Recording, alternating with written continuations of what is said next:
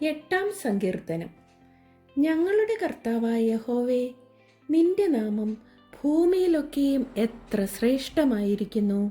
നീ ആകാശത്തിൽ നിന്റെ തേജസ് വെച്ചിരിക്കുന്നു.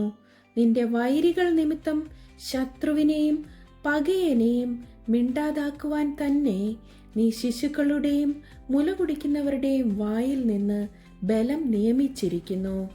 നിന്റെ വിരലുകളുടെ പണിയായ ആകാശത്തെയും നീ ഉണ്ടാക്കിയ ചന്ദ്രനെയും നക്ഷത്രങ്ങളെയും നോക്കുമ്പോൾ മർത്യനെ നീ ഓർക്കേണ്ടതിന് അവൻ എന്ത്? മനുഷ്യപുത്രനെ സന്ദർശിക്കേണ്ടതിന് അവൻ എന്തുമാത്രം?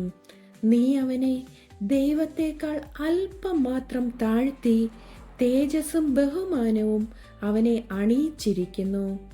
നിന്റെ കൈകളുടെ പ്രവൃത്തികൾക്ക് നീ അവനെ അധിപതിയാക്കി സകലത്തെയും അവൻ്റെ കാൽ കീഴെയാക്കിയിരിക്കുന്നു. ആടുകളെയും കാളകളെയും എല്ലാം, കാട്ടിലെ മൃഗങ്ങളെയൊക്കെയും, ആകാശത്തിലെ പക്ഷികളെയും സമുദ്രത്തിലെ മത്സ്യങ്ങളെയും സമുദ്രമാർഗങ്ങളിൽ സഞ്ചരിക്കുന്ന സകലത്തെയും തന്നെ. ഞങ്ങളുടെ കർത്താവായ യഹോവേ, നിന്റെ നാമം ഭൂമിയിലൊക്കെയും എത്ര ശ്രേഷ്ഠമായിരിക്കുന്നു.